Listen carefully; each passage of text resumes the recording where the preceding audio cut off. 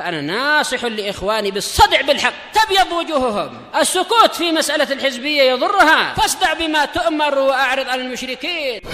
سلامي على دماج ورجالها والشيخ يحيى ودار العلم يا سعد بانيها. الرحمن الرحيم. Kita masih di mana sih? Masih di Markis. Bukan maksudnya itu. Masuk ke muka surat 22. Qala al-mu'allif rahimahullah as-saniyah, kewajiban kedua al-amalu bih, yaitu mengamalkannya, melaksanakan ilmu yang telah diketahui. Qala al-imam Ibnu Utsaimin rahimahullah, qauluhu al-amalu bih ay al-amalu bima taqtadihi hadhil ma'rifah, yaitu mengamalkan perkara yang dituntut oleh pengetahuan tadi. Setelah punya ilmu wajib mengamalkannya. Setelah mengetahui dalil-dalil dan kaidah wajib untuk menerapkannya. Minal imani billah, berupa keimanan kepada Allah dengan segala konsekuensinya. Beriman pada Allah menuntut untuk kita meyakini hanya Allah lah penguasa alam semesta, hanya dialah yang berhak disembah, maka jangan bergantung pada yang lain, jangan takut pada yang lain, jangan pula meminta-minta pada yang lain.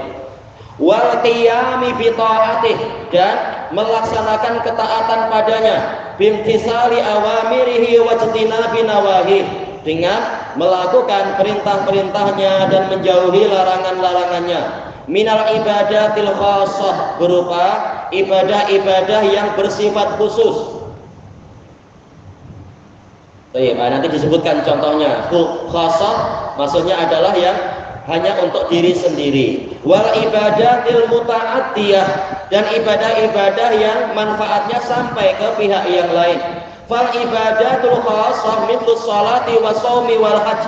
Ibadah khusus itu manfaatnya untuk diri sendiri secara umum, seperti sholat, puasa, haji.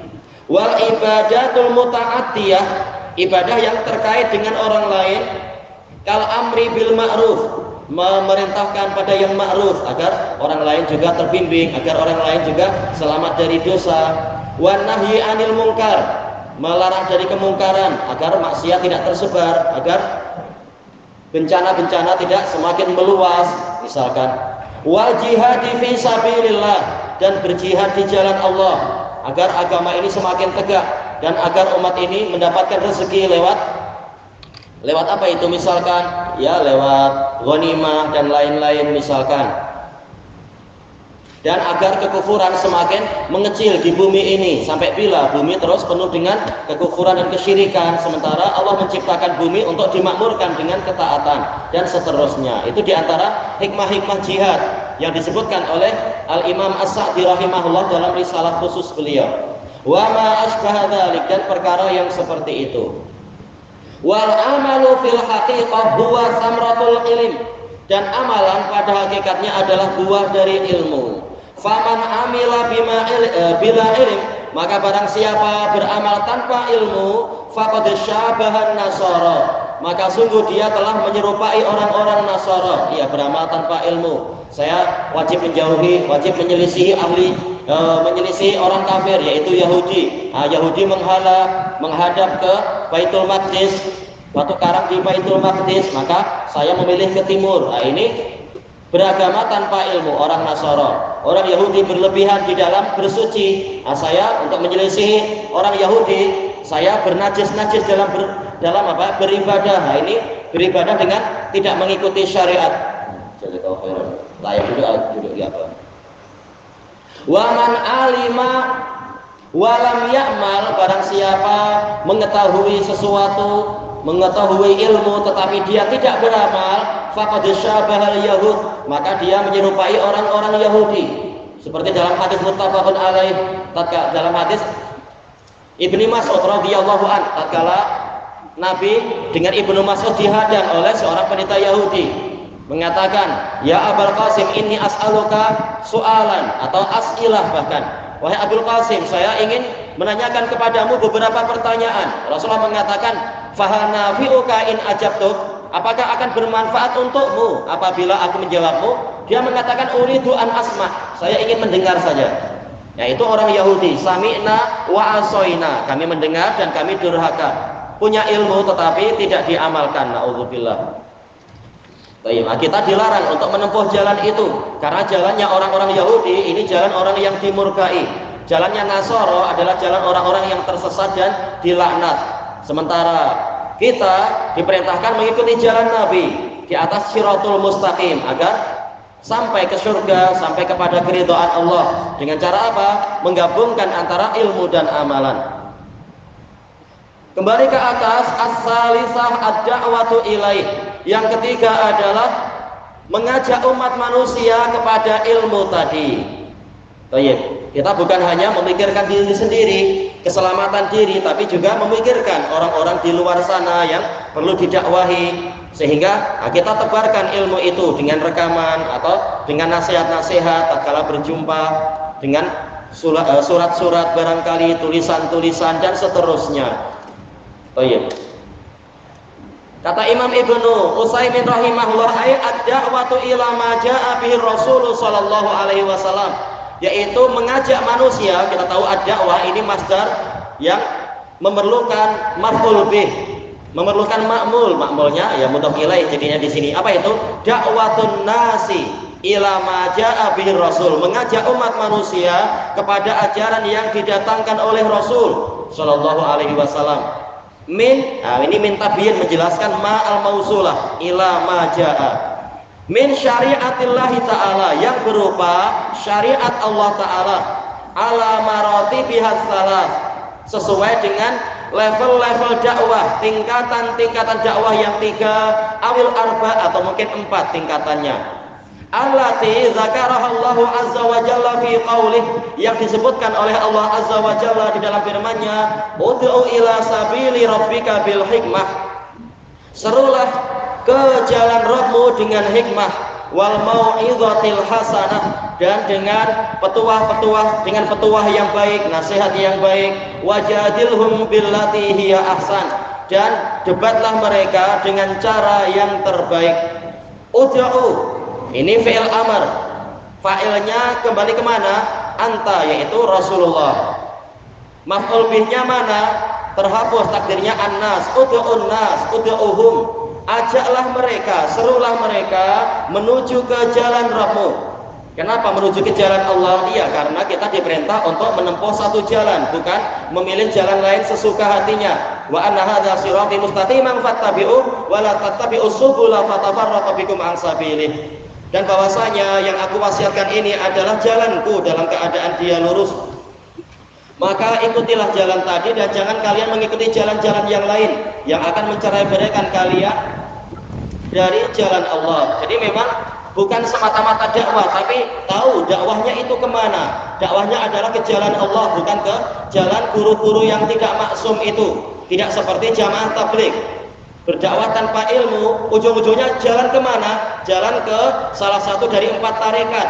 Tarekat apa itu? Naqsbandiyah, Chistiyah, Syahrawardiyah, dan Qadiriyah. Ujung-ujungnya bukan ke jalan Allah, tetapi ke jalan syekh yang mereka kultuskan. Na'udzubillah. Dan semua jalan tadi, 4 jalan itu, mereka meyakini bahwasanya Allah bersatu dengan guru-guru mereka tadi. Ini adalah kekufuran dan kesyirikan. Maka bukan semata-mata dakwah, tapi harus tahu dakwah itu kemana, tujuannya kemana, matlamatnya apa. Rasul Allah Ta'ala telah menjelaskan, ila sabili rabbik, ud'u ila sabili rabbik, ke jalan Rabbmu. Dengan apa? Bukan dengan hawa nafsu, bukan dengan kejahilan, bukan dengan ra'yu, tapi bil hikmah. Al-hikmah telah dijelaskan oleh Imam Ibnul Qayyim rahimahullahu ta'ala di dalam kitab beliau Miftah Madarijus Salikin. Al-hikmah adalah wad'u syai' mawdi'ahu fi waqtihil lahiq, yaitu meletakkan sesuatu tepat pada tempatnya, pada masanya yang sesuai. Itulah hikmah. Baik. Jadi meletakkan sesuatu pada tempat yang tepat dan masa yang sesuai. Itulah yang namanya hikmah. Baik. Kemudian makna yang lain dari hikmah itu apa? Dijelaskan, oleh Al-Imam Ibnul Qayyim di dalam Miftah Daris Sa'adah, ud'u ila sabili rabbika bil hikmah, maksudnya adalah biadillatil kitab wa sunnah, dengan dalil-dalil Quran wa sunnah. Jadi bukan dengan mimpi. Mimpi itu sekedar tambahan, bukan menjadi inti pendalilan. Bukan dengan mimpi, bukan dengan perasaan, bukan pula dengan hasil pemikiran, tetapi dengan wahyu. Baik, bersandarkan dalil-dalil yang maksum, yaitu Al-Quran wa sunnah. Dan telah kita ketahui Al-Quran wa sunnah menyuruh untuk kembali kemana? Kepada pemahaman salafus soleh. Baik. Kemudian makna hikmah yang ketiga disebutkan oleh Al-Hafidz Ibnu Hajar dalam Fathul Bari, yaitu apa? Isabatul haq, kesesuaian dengan kebenaran. Nah, ini maknanya intinya sama saja, itu semua tiga-tiganya sama. Intinya bukan dengan batil dakwahnya itu, tapi dengan kebenaran. Kebenaran itu apa sih? Yang sesuai dengan Al-Quran wa sunnah, dengan pemahaman orang-orang yang Allah dan Rasulnya memerintahkan kita untuk merujuk ke mereka, yaitu 3 generasi yang pertama. Yang kedua, level kedua, wal mau'izatil hasanah, dengan petuah yang baik, dengan nasihat yang baik.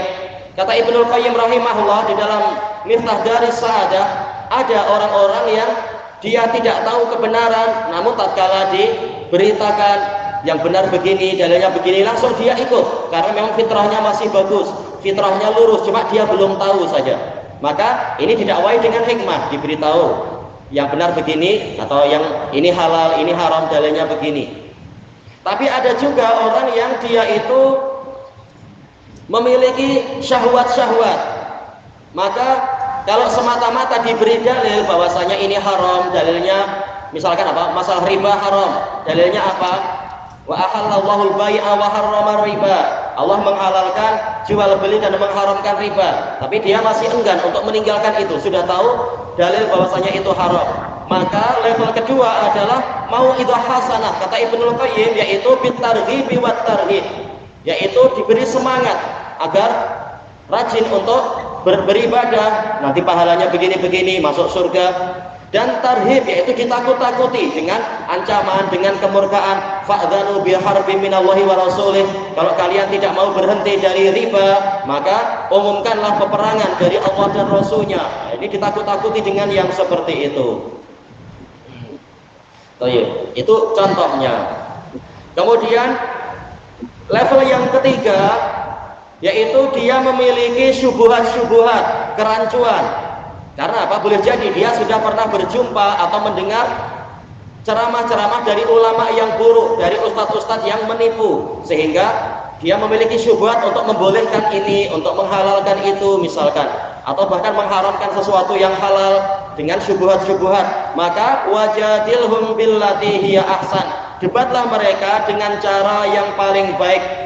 Bukan sekedar hasan, tetapi ahsan, dengan cara yang terbaik. Allati ini pola muannas, kembalinya kemana? Thariqah, bittariqatil lati hiya ahsan, dengan metode yang paling baik. Ya, karena perdebatan bukan tujuannya adalah untuk mengalahkan orang lain, bukan tujuannya untuk mendominasi, tapi untuk memahamkan mereka, untuk menghapus, untuk melumatkan, melenyapkan syubhat-syubhat dan kerancuan. Ini debat yang baik dengan mengikuti tata cara dan adab-adabnya, bukan dengan cara mungkin misalkan apa? Kita kasih batu di atas kepalanya, taatkah tidak? Kalau tidak, ini batu. Bukan itu. Itu bukan debat yang baik. Atau apa, memakai karen, nah, kalau engkau masih tidak mau taat, aku jadikan sebagai benda yang kering, kena karen, bukan itu, tetapi didebat dengan cara yang baik. Para ulama menulis adab-adab perdebatan, di antaranya adalah Al-Khatib Al-Baghdadi rahimahullah di dalam kitab beliau Al-Faqih wal Mutafaqih, ada adab-adab dalam perdebatan. Dan ada undang-undang yang wajib ditaati di dalam perdebatan itu.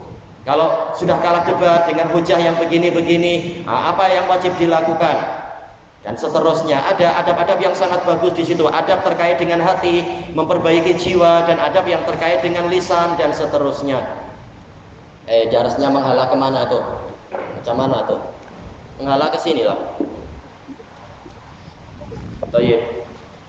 Warabi'ah yang keempat, sebenarnya yang keempat ini masuk ke yang ketiga. Makanya Imam Ibnu Utsaimin mengatakan 3 atau 4. Ini sama sebenarnya. Yang keempat masuk ke yang ketiga.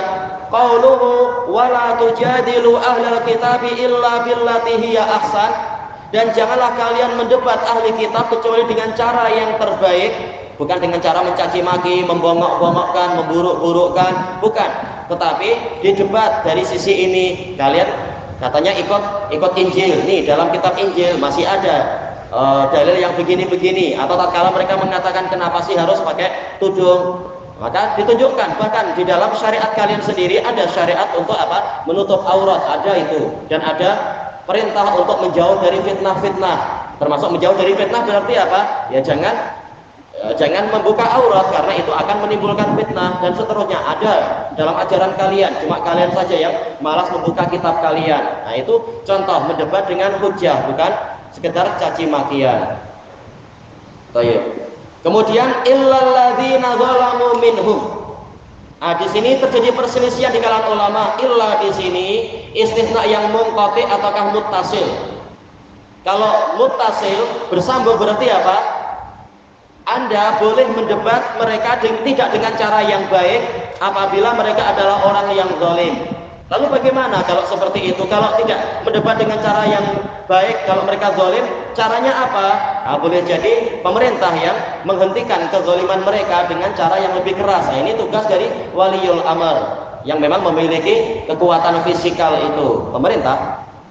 Yang lain mengatakan illa di sini istisna yang munqati. Jadi bukan kecuali, tetapi ayatnya seakan-akan sudah berhenti sampai di sini. Illa billati hiya ahsan, berhenti. Illa di sini bukan kecuali, tapi akan tetapi orang-orang yang zalim dari mereka, maka hukumnya sudah lain. Tidak perlu didebat, tetapi berpaling. Fa'arid amman tawalla an dzikrina wa lam yurid illa al-hayatad dunya. Maka berpalinglah engkau dari orang yang berpaling dari peringatan kami, dan mereka tidak menginginkan kecuali kehidupan dunia. Yang tidak mau didebat dengan baik, jangan terus-menerus kita mendebat mereka terus-menerus dalam keadaan waktu kita terbuang, umur kita juga pendek, masih ada orang lain yang mau mendengar kalam kita. Lebih baik kita mendakwahi orang-orang yang mau mendengar kalam kita. Yang sudah tidak mau, tidak perlu kita berlama-lama dengan dia. Baik. Nah, ini berarti kalau ini dimasukkan dalam metode yang keempat, level keempat, berarti level dakwah yang keempat adalah apa? Kalau pemerintah memang boleh memaksa untuk apa? Menutup apa istilahnya itu? Menutup tempat-tempat perjudian atau apa. Ini adalah apa? Haknya pemerintah. Nulis saja, nulis. Tak payah main-main. Adapun untuk kita yang bukan pemerintah, maka yang bukan government, penguasa, kita dakwahnya adalah dengan cara i'rad, yaitu memboikot orang-orang yang seperti itu, karena ini juga bagian dari dakwah. Wala budda li hadhihi da'wah min ilmin bi syari'atillahi azza wajalla. Dan wajib di dalam dakwah ini memiliki ilmu tentang syariat Allah Ta'ala. Yaitu untuk dakwah kita memerlukan ilmu yang datang dari Allah Ta'ala, ilmu tentang syariat. Hatta takuna da'watu ala ilmin wa basirah, sehingga jadilah dakwah tadi di atas ilmu dan basirah. Basirah dijelaskan oleh Syekhul Islam rahimahullah. Basirah adalah al-ilmu wal bayyinat, yaitu ilmu dan keterangan-keterangan. Itulah basirah. Asal dari basirah sih mata hati. Liqaulihi ta'ala, berdasarkan firman Allah Ta'ala, qul hadhihi sabili ad'u ilallah. Katakan wahai Rasulullah kepada mereka, inilah jalanku. Kalau sudah ditegaskan ini jalan Nabi, sementara kita diwajibkan ikut Nabi, maka jangan cari jalan-jalan yang lain. Kalau tidak ingin celaka, kalau ingin beruntung, ingin ditinggikan derajat, ikut jalan Nabi, karena Nabi beruntung dan berjaya dan telah ditinggikan derajatnya. Ad'u ilallah, saya mengajak manusia ke jalan Allah. Telah dijelaskan oleh Imam Ibnu Utsaimin rahimahullah di dalam syarah kitab Tauhid. Al-qaulul mufid itu di sini ada perintah untuk ikhlas. Jadi bukan mengajak manusia untuk mengkultuskan dirinya sendiri, bukan mengajak manusia untuk agar mereka mengagumi kehebatan kita, kepakaran ilmu kita, kedalaman ilmu kita, bukan. Tapi mengajak manusia menuju kepada Allah. Ikhlas lillahi ta'ala. Inilah makna dakwah ilallah, yaitu memang ikhlas menuju kepada Allah Ta'ala, bukan mencari ridha makhluk atau bukan untuk mengangkat diri sendiri. Kata Imam Ibnu Utsaimin, banyak orang terjebak dalam masalah ini. Dan itu asalnya dari apa? Penjelasan dari Imam An-Najdi di dalam Kitab Tauhid. Banyak orang yang terjebak dan keliru. Dakwah ujung-ujungnya adalah ingin agar dia dikultuskan. Kalian tak perlu banyak tanya, saya ini mufti sudah 7 tahun atau 8 tahun. Nah, ini minta dikultuskan. Kalian segalanya harus lewat saya adalah pengurus dakwah suatu negara. Nah, ini minta dikultuskan. Kalian tak perlu banyak tanya karena saya ini adalah sudah level makrifat. Nah, ini berarti bukan mengajak ke jalan Allah, tetapi mengajak ke jalan dirinya sendiri agar orang mengkultuskan dirinya, baik buruk benar salah. Yang penting apa? Ikut syekh yang ini. Ya, ini namanya bukan mengajak ke jalan Allah, tapi untuk mengkultuskan si dai.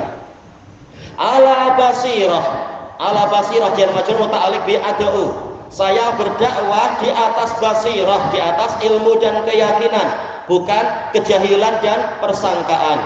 Nah, ini perlu ilmu yang mendalam.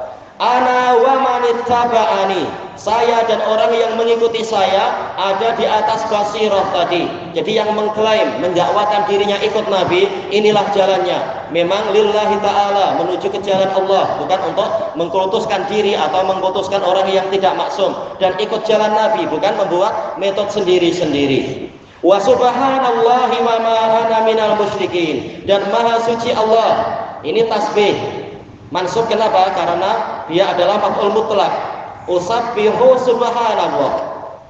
Kenapa tahu-tahu muncul tasbih? Maksudnya adalah Allah Ta'ala disucikan dari segala kekurangan dan aib. Termasuk dari aib dan kekurangan adalah adanya syuraka, adanya sekutu-sekutu. Makanya inti dakwah ini adalah menuju kepada tauhid dan memerangi kesyirikan. Bukan sekedar dakwah kepada akhlak-akhlak yang baik seperti yang didengung-dengungkan oleh siapa itu? Jamaah tabligh katanya, kalau betul akhlaknya baik. Baik. Demikian pula bukan untuk menuju kepada dakwah mencari kekuasaan seperti yang dilakukan Ikhwanul Muslimin dan puak-puak mereka itu. Tetapi betul-betul ini adalah untuk agar agama itu hanya untuk Allah Ta'ala dan tidak lagi terjadi kesyirikan dan kekufuran di muka bumi. Itulah tujuannya.